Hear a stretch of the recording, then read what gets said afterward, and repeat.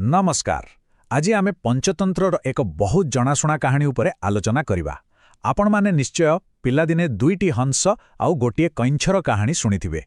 किंतु आज आमे सेही कालजयी गल्पकु एक नुआ दृष्टिकोणरू विश्लेषण करिबाकु जाउछु। एही कहानी आमकु शिखाए जे सठिक समय मिलिथिबा सतर्क बाणीकु अणदेखा कले परिणाम केते भयंकर होई पारे। किंतु आगकु बढ़िबा पूर्वरु गोटे कथा चिंता करंतु त अजथारे कथा कहिबा आउ निजर सबुठारु भल बंधुंक उपदेशकु न मानिबार प्रकृत मूल्य कौन होई पारे?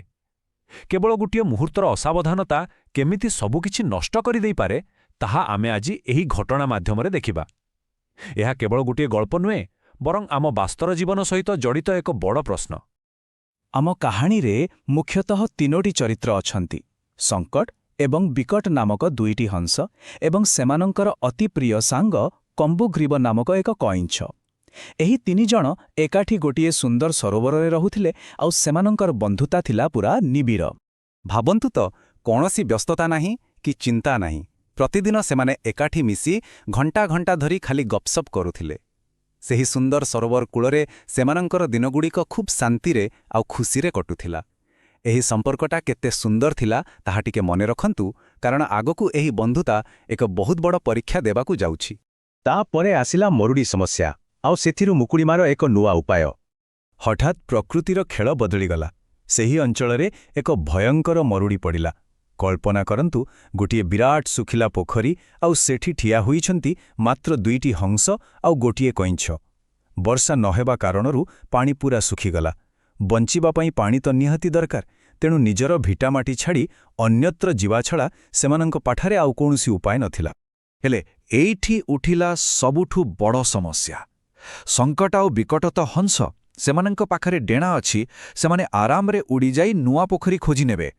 किंतु बिचारा कम्बुग्रीव से होला गोटिया कइंछ, से ना उड़ी पारिबो ना जल्दी चाली पारिबो। बिना पानीरे से सेई सुखिला सरोवरे फसीगला। स्थिति पूरा निराशाजनक थिला। किंतु कम्बुग्रीवर बुद्धि खूब तीक्ष्ण थिला। से एक चमत्कार योजना कला। योजनाटी थिला एमिति, हंस माने गोटी शक्त बाड़ी आनिबे आउ तार दुई मुंडकु निज थंटरे धरिबे। तापरे कइंच सेई बाड़ीर ठीक मझिरे कामुड़ी धरिबो। शेषरे हंस दुईटी आकाशकु उड़ीबे आउ कइंछ भी सेमानक सांगरे उड़ी उड़ी नुआ जगाकु पळाइबो। केडे सुंदर उपाय नुहे कि? हेले योजनाटीरे गोटिए बहुत बड़ शर्त थिला। हंस माने निज सांगकु बंचाइबाकु तो राजी हेले, किंतु गोटे कड़ा चेतावनी देले, जाहा भी होई जाऊ जमारू पाठी खोलिब नाही। जदि पाठी खोलिल तेबे तळे पड़ी मरिबा थिय। एही गोटिए वाक्य ही पूरा कहानीर गति बदलाई देव। वर्तमान आरंभ होइला आकाशरे एक अद्भुत यात्रा। आउ सतकु सत योजनाटी काम देला। हंस माने बाड़ीटीकु धरी उड़िले आउ कम्बुग्रीव मझिरे झुली रहिला। खाली भाबंतु सेई दृश्यकु, गोटिए कइंछ माटीरू एते उपरे बादल सांगरे उड़ुछि। सबु किछि पूरा ठीकठाक चलीथिला। हेले बाटरे पड़िला गोटिए गाँ।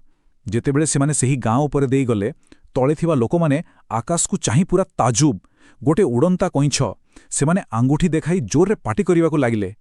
आउ सबुठु बड़ कथा हेला, सेमाने कुहा कोई हेले जे जदि एही कइंछटा कोनोसी मते तळे खसी पड़े तेबे ताकु रांधी करी खाइबारे मजा आसी जिवो। एबे आसीबा कइछरा भूल ओ तार भयंकर परिणाम उपरे। एइठी टिके अटकी जाई भाबंतु तो, जेतेबेले तळु लोकमाने एमिति थट्टा मजा कले आउ ताकु खाइदेबा कथा कहिले, उपरे थिबा कम्बुग्रीवर मानसिक अवस्था कौन हेउथिबो? कौन से निज रागकु नियंत्रण करि परिबो? गोटे पटे लोकंकर उपहास आउ धमक, आउ अन्यपटे कम्बुग्रीवर अहंकार। से निज भितरे थिबा गर्व आउ हठात आसीथिबा रागकु संभाळी पारिला नाही। रागरे तार विचार शक्ति पूरा नष्ट होइगला। आउ से निज सांगमाने देइथिबा सेही गोटिए मूल्यवान उपदेशकु संपूर्ण रूपे भूलिगला। आउ तापरे जाहा नहेबा कथा सेया ही हेला। से ग्रामवासींकु गाली देबा पाई जेमिति पाटी खोलिछि, बाड़ीरू तार कामुड़ा छाड़ीगला।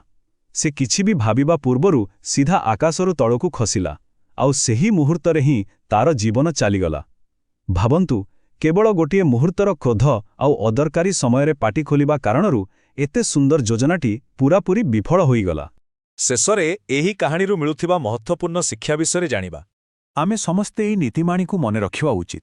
अदरकारी समयरे कथा कहिबा विपद आनिथाए एवं निज बंधुंकर सठिक उपदेशकु अवहेला कले विनाश सुनिश्चित।